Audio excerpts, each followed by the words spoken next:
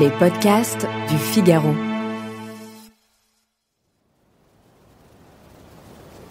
Nous sommes à une trentaine de kilomètres au nord de Santa Fe, là où les Rocheuses flirtent déjà avec les 3000 mètres d'altitude. La forêt est épaisse et peut vite devenir hostile. Il n'y a qu'à voir cet orage de grêle qui vient tout juste d'éclater en ce début du mois de juillet. Notre histoire se passe à flanc de montagne dans un parc naturel à peine domestiqué par les Rangers du Nouveau-Mexique. C'est là que, les pieds dans la boue, une improbable confrérie se réunit pour ce qu'on pourrait appeler sa convention annuelle, si l'on veut. D'autres pourraient sans doute l'appeler plus simplement une chasse au trésor.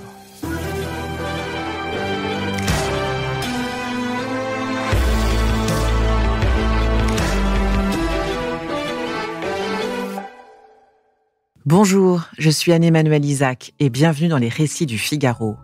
Parce qu'elle nous plonge dans les mystères de l'histoire, les grandes chasses au trésor fascinent. Qu'il s'agisse de trains enfouis dans les entrailles de la Terre ou de bateaux engloutis par les océans, ces traques ont souvent des enjeux importants, des enjeux de mémoire, des enjeux financiers. Elles nourrissent aussi la passion des aventuriers, mais parfois celle des États.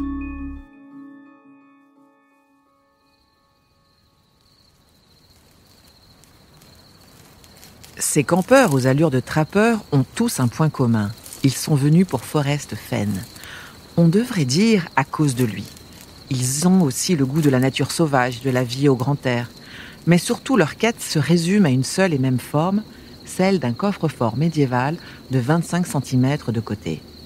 Saphir, rubis, émeraude, diamants bruts, pièces d'or, pépites aussi grosses que des œufs de poule, bijoux et objets d'art amérindiens, voilà les merveilles que ce coffre est censé abriter.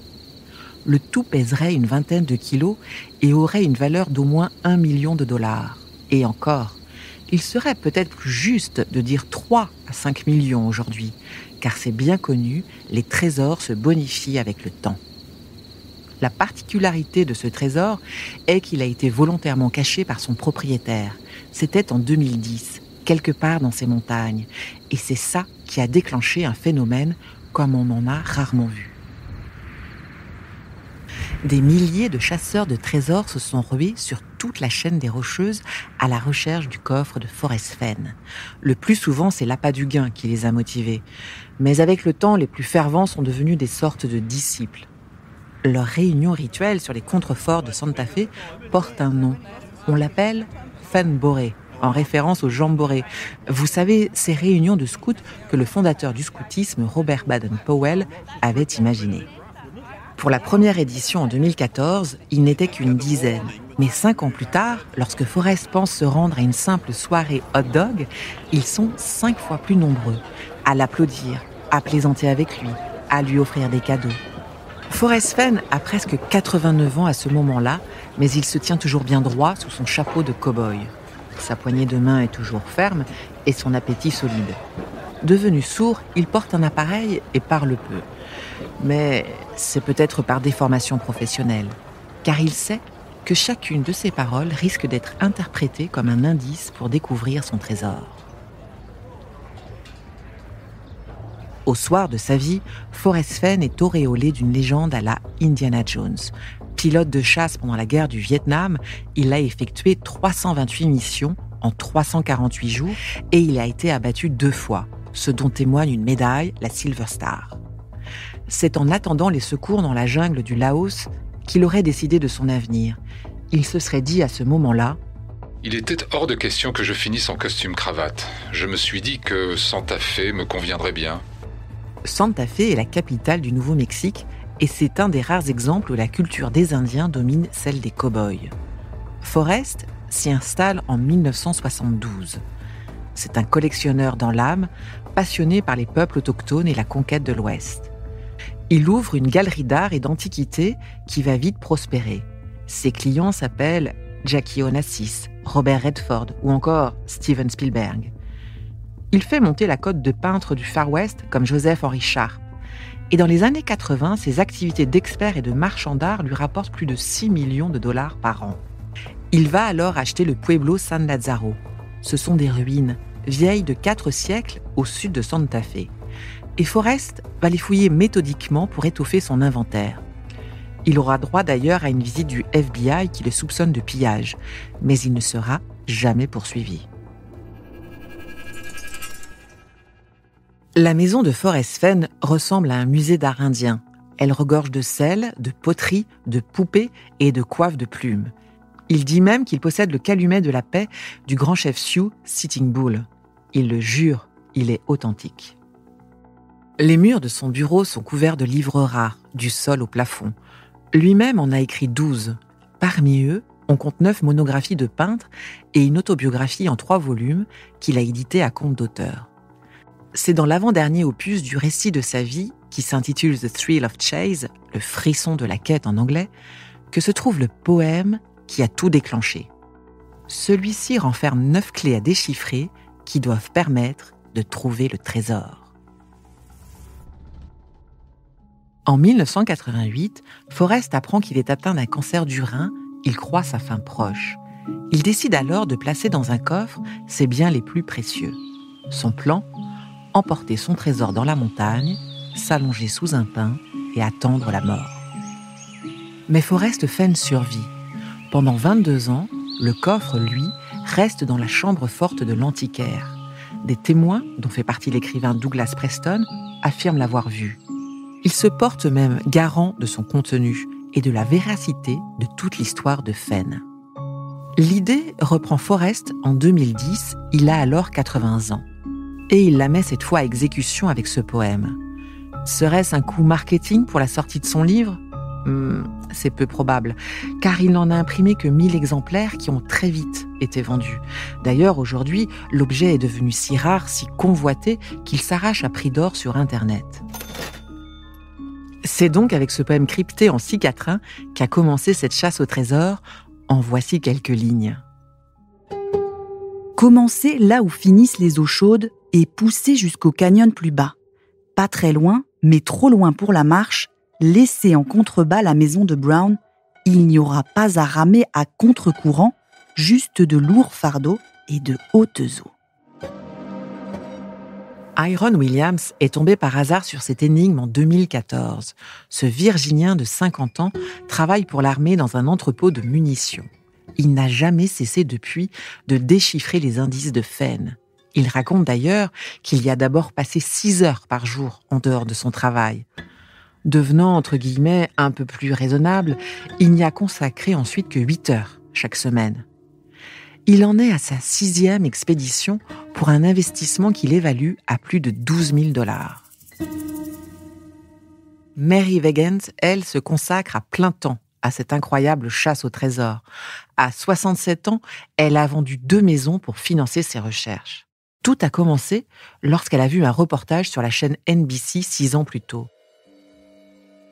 Depuis, elle a lu et relu le poème, persuadée de découvrir un sens qui avait échappé aux autres. Elle sait que Forrest Fenn a plus d'un tour dans son sac. « No place for the meek », dit le poème. Une formule qui se traduirait par « un endroit qui n'est pas fait pour les faibles ». Et cela l'a mise sur la piste de Joseph Meek. Ce pionnier aurait croisé la route de Kit Carson, un célèbre frontiersman installé au nord du Nouveau-Mexique. Ce qui conduit Mary à cette hypothèse, c'est sous la maison de Carson que le trésor devrait forcément se trouver. Quant à la mention dans le poème des eaux chaudes, elle a mis des milliers d'autres sur la piste de Yellowstone, connue pour ses sources et ses geysers. La maison de Brown, elle, a été comprise comme le Browns Canyon au Colorado, ou encore comme le repère d'un ours brun dans la montagne. Forrest estime que plus de 300 000 personnes se sont intéressées à son jeu de piste. Chaque jour, il reçoit une centaine de courriels à ce sujet. Mais plus le temps passe, plus certains ont recours à des tactiques extrêmes, voire douteuses. Un trappeur a brandi son arme sur le collectionneur. Un autre a menacé sa petite fille, persuadé que c'était elle, le trésor. À ce jour, la traque du coffre de Fenn a fait 4 morts. 1 en 2016, 3 en 2017. Parmi lesquels, un homme qui tombe d'une falaise, un autre qui s'est noyé et un qui s'est perdu dans la montagne. En 2017, les autorités du Nouveau-Mexique ont demandé à Forrest d'arrêter les frais. Lui-même se disait éprouvé par ses victimes. Mais il s'est simplement contenté de fournir de nouveaux indices pour limiter la casse. Le trésor n'est pas enterré, il n'est pas sous l'eau, il n'est pas dans une mine, pas non plus en haut d'une falaise ou au bord d'un précipice. Il se trouve entre 1500 et 3000 mètres d'altitude, entre Santa Fe et la frontière canadienne. Mais il n'est ni dans l'Idaho, ni dans le Utah. Ce qui laisse tout de même l'immensité de 4 États. Le Nouveau-Mexique, le Colorado, le Wyoming et le Montana, soit plus de 1 million de kilomètres carrés. Et voilà que Forrest attise la curiosité en rappelant son exploit. Il a porté tout seul le coffre et son contenu en 2 voyages depuis sa voiture, et tout ça à 80 ans. Bref, selon lui, cette chasse est censée être fun. Pour autant, la motivation du millionnaire reste obscure. Il prétend avoir voulu donner de l'espoir aux gens à l'époque où la crise financière et immobilière sévissait. De même qu'il voulait, je cite, « les encourager à sortir de chez eux pour aller au contact de la nature ». C'est prendre un peu à la légère le tribut que paient tous ceux que cette quête obsède, au point de tout lui sacrifier et d'affronter parfois de réels dangers. Serait-ce de l'indifférence de la part de Forrest Fenn, de la vanité ou encore de la manipulation ? À cela, il répond « Je suis un excentrique et j'en suis fier. Je ne veux pas prendre la même sortie que tout le monde. » Chaque participant du Funboré est convaincu d'être tout près de percer le mystère. Mary Weigand se présente comme la découvreuse, tandis qu'Iron Williams l'annonce dès à présent.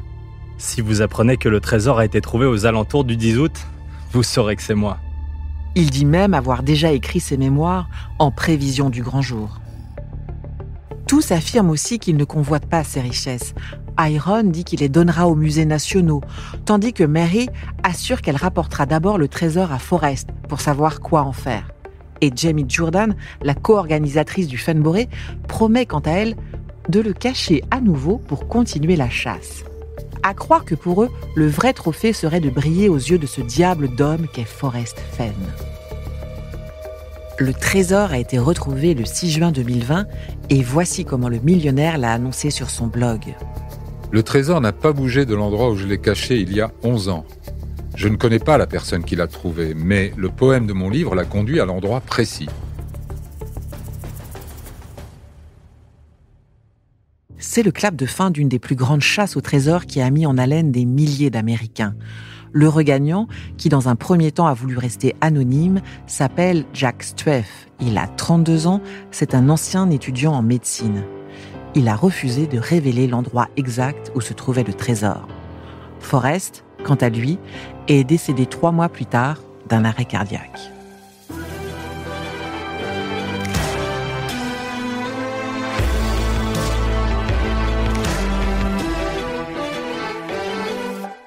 Merci d'avoir écouté cet épisode. La prochaine fois, je vous raconterai une autre histoire de chasse au trésor, alors soyez au rendez-vous.